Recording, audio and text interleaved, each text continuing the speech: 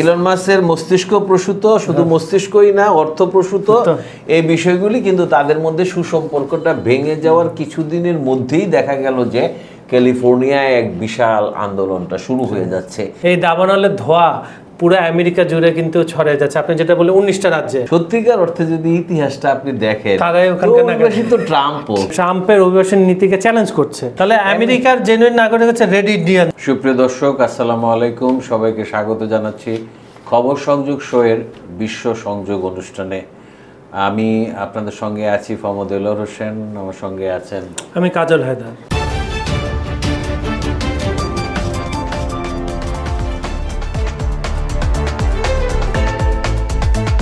তো কাজল ভাই, একটা বিষয় হচ্ছে যে আমাদের দেশে বিভিন্ন সময় বিভিন্ন রকমের আন্দোলন সংগ্রাম চলতে থাকে এবং এগুলিতে আমরা অভ্যস্ত। তো যেই জায়গাগুলিতে সাধারণত বিশ্বের যে সমস্ত দেশ, এই সমস্ত সভ্য দেশ, খুব সুশৃঙ্খল দেশ এরকম বলা হয়, তো ওই সমস্ত দেশেও অনেক সময় এই ধরনের ঘটনাগুলি ঘটে, যেটা একটু আশ্চর্যজনক। যেটা হয়েছে যে ট্রাম্পের বিরুদ্ধে আমেরিকায় প্রেসিডেন্টের যে অভিবাসন নীতি, সেই অভিবাসন নীতির বিরুদ্ধে ক্যালিফোর্নিয়া শুরু হয়েছিল। ক্যালিফোর্নিয়া সহ প্রায় 19টি রাজ্যে এই আন্দোলনটা, বিক্ষোভটা ছড়ায় পড়ছে। তো এই বিষয়টা একটু আপনি আপনি প্রথমে বলছিলেন যে আন্দোলন বিক্ষোভ অনেকটা হচ্ছে, আপনার মনে আছে নিশ্চয়ই, আমাদের দেশে বন্যা হলে তা স্বাভাবিক। আর মার্কিন যুক্তরাষ্ট্রে বা ওইসব জায়গায় মাঝে মাঝে বন্যা হয় এবং সেখানে রেস্কিউর চাইতে লুটপাট বেশি হয়। এটা আমরা সচক্ষে দেখেছি। যাক, এটা হলো অন্য বিষয়, যেহেতু আপনি ভিন্নতা বললেন। এটা শুরু হয়েছে আপনার গত শুক্রবার থেকে। গত শুক্রবার থেকে টানা চলছে, আচ্ছা পঞ্চম ষষ্ঠ দিনে পড়বে, চলছে। এটা মূলত ট্রাম্পের দ্বিতীয় পর্যায়ে ক্ষমতা আসার পর যে অভিবাসন নীতিটা সে চালু করেছে, এখানে বিভিন্ন দেশের নাগরিকদের উপরে যে কড়াকড়ি আরোপ, যে দেশে থাকতে পারলে কি কি শর্ত আরোপ করতে হবে, কারা থাকতে পারবে না তাদেরকে দেশে পাঠিয়ে দেওয়া হচ্ছে, সব কিছু মিলে এটারই একটা বিস্ফোরণ ঘটছে অভিবাসীদের মাঝে। এটা যখনই ট্রাম্প এই প্রস্তাবটা উত্থাপন করে তখন থেকে বিচ্ছিন্নভাবে আপনার প্রেস কনফারেন্স হোক বা স্থানীয় কোনো একটা ইনডোরে মিটিং করে হোক, এটা বিচ্ছিন্ন আকারে ছিল। কিন্তু গত শুক্রবার থেকে এটা একদম দাবানলের মতো ছড়িয়ে পড়ছে। ক্যালিফোর্নিয়া থেকে, আমরা সবসময় জানি ক্যালিফোর্নিয়া দাবানল পরে পুরো ছাই হয়ে যায়।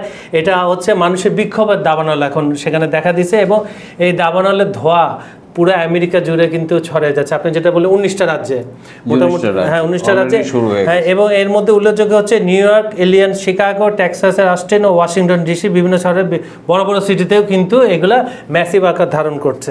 লস অ্যাঞ্জেলেস, ক্যালিফোর্নিয়া যেটা বলেন, সেখানে হচ্ছে তাদের মেয়র কিন্তু তাদের পক্ষে, অভিবাসীদের পক্ষে, এবং মেয়রও অনেক সময় মাঠে নামছে, প্রেস ব্রিফিং করছে, এবং তারা এই ট্রাম্পের অভিবাসন নীতিকে চ্যালেঞ্জ করছে, মামলাও করবে বলছে, এবং সাথে সঙ্গে সঙ্গে বিক্ষোভ। কিন্তু বিক্ষোভটা সমস্যা হচ্ছে, বিক্ষোভটা সংঘর্ষ রূপান্তরিত হচ্ছে, ভাঙচুর, লুটপাট, তারপর হচ্ছে আগুন দেওয়া পুলিশের গাড়িতে, পুলিশের উপরে হামলা, পুলিশও লাঠিচার্জ সহ বা সাউন্ড গ্রেনেড যা যা ব্যবহার করা তারা করছে। প্রথমে ন্যাশনাল গার্ড নামানো হয়েছে, পরে মেরিন সেনা 300 থেকে 700-র মতো সদস্য বিভিন্ন জায়গায় ডিপ্লয় করা হয়েছে। তা বলা হচ্ছে, ট্রাম্প প্রশাসন বলছে যে ক্যালিফোর্নিয়াকে রক্ষা করার জন্য আমরা এই মেরিন সেনাকে নিয়োগ দিয়েছি, এবং গতকাল রাত থেকে আপনার সীমিত আকারে কিছু কিছু জায়গায় কারফিউ জারি করেছে। কারফিউ যদিও কাজে আসছে না, কারফিউ ভেঙে তারা বিক্ষোভ করছে, এবং এ পর্যন্ত 300 জনের উপরকে তারা গ্রেফতারও করেছে এ পর্যন্ত। আর আবার কারফিউটা হচ্ছে সর্বশেষ গতকাল পর্যন্ত, এবং বিভিন্ন এলএপিডি মানে পুলিশের ডিপার্টমেন্ট জানাচ্ছে যে মঙ্গলবার রাতে অন্তত 200 থেকে 225 জনকে গ্রেপ্তার করা হয়েছে, এবং কারফিউ লঙ্ঘন ও অস্ত্রসহ গ্রেপ্তার, এবং অস্ত্র, যেটা আমি ভয়াবহর কথা বলছিলাম। বিক্ষোভটা আসলে, বিক্ষোভে একটা দেশে বিক্ষোভ হলে কি হয়, সেখানে কিন্তু শুধু বিক্ষোভকারীরাই থাকেন, অনেক ধরনের লোকজন, সুযোগ সন্ধানী অনেকেই কিন্তু ইনভলভমেন্ট এলিমেন্ট যুক্ত হয়ে যায়।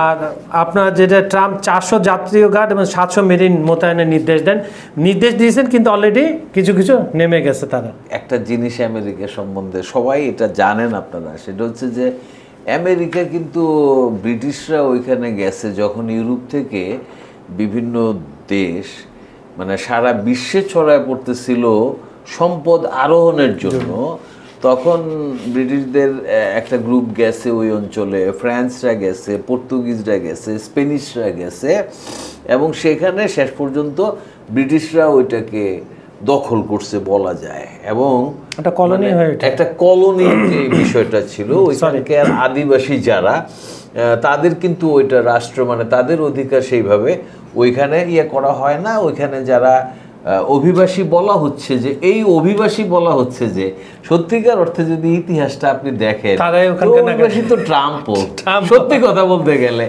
এখন আমেরিকা কি আসলে আমেরিকা একটা জিনিস দেখেন, আমেরিকার কিছু ইউনিক জিনিস আছে, সেটা হলো যে আমেরিকার মধ্যে কিন্তু আফ্রিকানরা আছে, এশিয়ানরা আছে, চাইনিজরা যেমন আছে, জাপানিজরা আছে, এবং আমরা জানি যে প্রচুর বাংলাদেশিও সেখানে আছে। তো লিটল বাংলাদেশ নামে অনেক জায়গায় আমেরিকার অনেক জায়গায় দেখা যাচ্ছে কি যে বাংলাতে হোর্ডিং টোর্ডিং সবকিছু, আপনি এখন গুলিস্তানে আছেন না নিউ ইয়র্কে আছেন বুঝতে পারবেন না, এটা বোঝা যায় না, সমস্ত প্রকারের নাম বাংলাতে আছে। তো এই যে হঠাৎ করে এদেরকে অভিবাসী বইলা এদের বিরুদ্ধে এই ধরনের ইয়েটা করা হচ্ছে, সত্যিকার অর্থে যদি আপনার পশ্চাৎ দেশ খুঁজে দেখতে হয়, অতীত ইতিহাস যদি জানতে হয়, তাহলে তো অলমোস্ট এভরিওয়ান ইজ অভিবাসী। আমরা মার্কিন সরকারের নীতির সমালোচনা করার জন্য এখানে বসি নাই, বাস্তবতার জায়গাটা আমার কাছে যেটা মনে হয়েছে সেটা বলছি। জানি না দর্শক আপনি কিভাবে এটাকে বিবেচনা করবেন। তাহলে আমেরিকার জেনুইন নাগরিক হচ্ছে রেড ইন্ডিয়ানরা, যারা ওইখানকার আদিবাসী ছিল। এখন বিশ্ব তো এইভাবে চলে না, তাহলে হঠাৎ করে ট্রাম্প এরকম যে অভিবাসীর খেদাও এই আন্দোলনে নেমে গেছে, আসলে সেইটার ঐতিহাসিক ভিত্তি অনুযায়ী ট্রাম্পের এই মুভটাকে অবশ্যই ভালো মনে মেনে নেওয়ার কোনো উপায় নাই। এবং অলরেডি আপনি অলরেডি উল্লেখ করছেন যে এখানে যেটা সেটা হচ্ছে যে স্থানীয় পর্যায়ে যেটা হয়েছে সেটা হলো যে ক্যালিফোর্নিয়ার যে মেয়র এবং গভর্নর উভয় বলতেছে যে এটা হলো গণতন্ত্রের উপর আক্রমণ, ক্ষমতার অপব্যবহার। এটা কিন্তু তাদের ভিতর থেকেই কথাগুলি আসছে এবং সেটা আসাটাই স্বাভাবিক। তবে এখানে কাজল ভাই আরেকটা জিনিস আমি একটু উল্লেখ করতে চাই, এই যে আচ্ছা যাওয়ার আগে একটু বলে দিই আপনাকে, একটু ক্লিয়ার করেন। এই যে অভিবাসন একসময় কিন্তু আপনার পাগলা রাজা ট্রাম্প যাকে বলেন, সে কিন্তু বলছেন আপনি বাংলাদেশের মধ্যে 60 কোটি টাকা দেন, আপনি নাগরিকত্ব নেন। ব্যবসা আসলে একটু ব্যবসা করা ভালো, কিন্তু অতিরিক্ত লোভ করা মনে হয় ভালো না। গত নির্বাচনে ট্রাম্প যখন নির্বাচিত হলেন, তার পিছনে কিন্তু অন্যতম মাস্টার মাইন্ড হিসেবে কাজ করছেন হচ্ছে ইলন মাস্ক।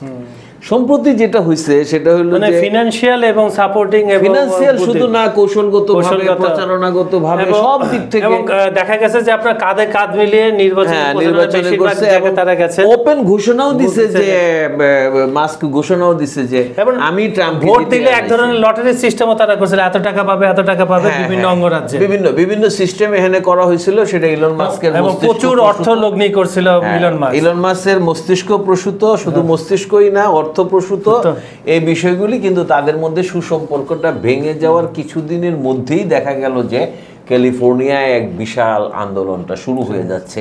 কারণ এখানে কিন্তু ওপেন চ্যালেঞ্জ, মাস্কের সাথে ট্রাম্পের সম্পর্কটা যখন শেষ হয়ে গেল, তখন কিন্তু আপনার এই প্রসঙ্গগুলি চলে আসছে যে মাস্ক সরাসরি বলছে যে সে নতুন একটা রাজনৈতিক দল গঠন করা উচিত কিনা, কি জানি আমেরিকান পার্টি না কি জানি, এটা উচিত কিনা। দেখা যাচ্ছে যে তার পক্ষে বিশাল জনমত সেখানে চলে আসছে। ট্রাম্পকে অভিশংসন করা, ইমপিচমেন্ট যেটা, এটাকে তাকে জিজ্ঞেস করা হয়েছিল এটাতে আপনি এগ্রি কিনা, বলছে যে হ্যাঁ আমি এটাতে এগ্রি। মানে ট্রাম্পকে যে কোনোভাবে ক্ষমতার থেকে সরায় দেওয়ার জন্য ইলন মাস্কের উদ্যোগ, মানে এটা কিন্তু সে সরাসরি স্বীকারই করতেছে বিভিন্ন পদ্ধতিতে।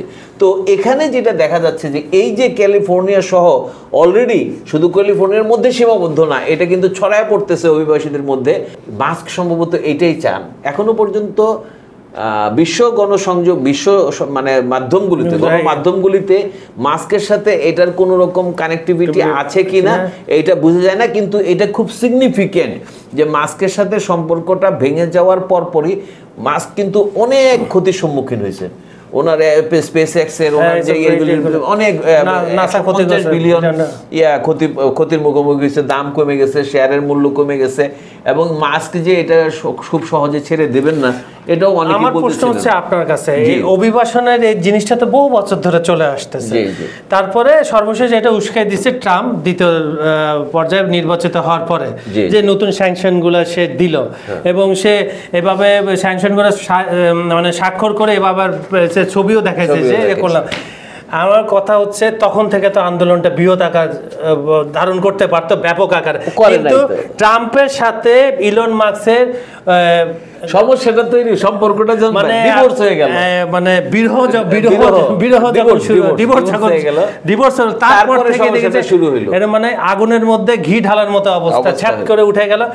এগুলা কি 2 দিয়ে 4 করা যায় নাকি এটা আকস্মিক? আমি সেটাই বলতেছিলাম যে এখনো গণমাধ্যমে এটা আসে নাই, তবে এটা শিগগিরই, আমার ধারণা শিগগিরই এটা চলে আসবে বলে মনে হয়।